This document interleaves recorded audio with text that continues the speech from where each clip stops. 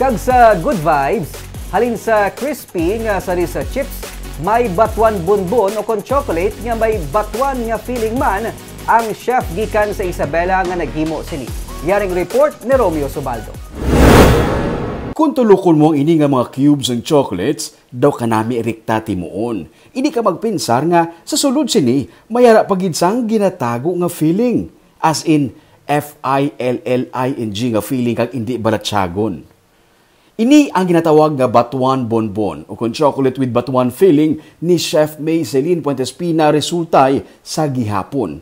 Ang chef sa likod sa trending subong nga sari sa chips kag ang popular nga toasted pastillas sang banwa sang Isabela.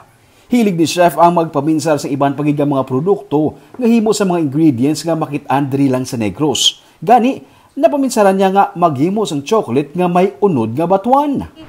Kung ikiluto ko sang ng kansi, tapos syempre, di ba, ang star, amo niyang ginagamit naton for kansi, pampaaslom.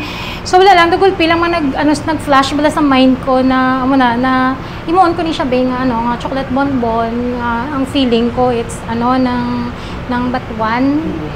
Bite size na kadaan ang chocolate. Kung kaunon mo, dapat isa lang kapag timo, usangon mo dayon para masaburan mo ang nanari-sari nga flavor.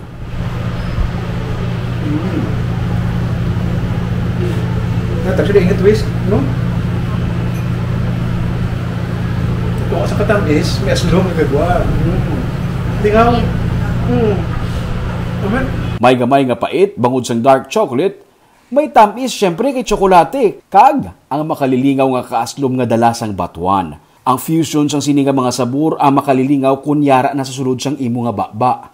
Si Chef May, ang isa ka local entrepreneur sa Negros nga ginbuligan sa Department of Trade and Industry kag nag-collaborate siya sa isa pagid kapareho niya man nga entrepreneur sa Negros nga nagapanghimo naman niya sang batuan nga jam. Kag nakahimo siya sang sini nga produkto. Nang nag-try ko na i-contact ang isa ko man bala kaupod nga assisted sa DTI na kung pwede kami ka-collaboration. Like, iya product, ang batuan jam, then ako may himo into bonbon. I-present ko siya as chocolate bonbon bala nga batuan. Dalon man naman sa Japan sa Negros Trade Fair as ng product from Isabela nga kami nga mga Isabelenyo we're very proud nga may product na nagaling diri sa amon sa Isabela nga idalon dito sa Negros Trade Fair. Dalon naman ini sa Glorieta sa Makati para sa Negros Trade Fair sa September 26 to October 1. Kag subong sa Renzo's Kitchen pa lang sa Isabela available pero soon pagkatapos sa Negros Trade Fair mangin available man ini sa Bacolod.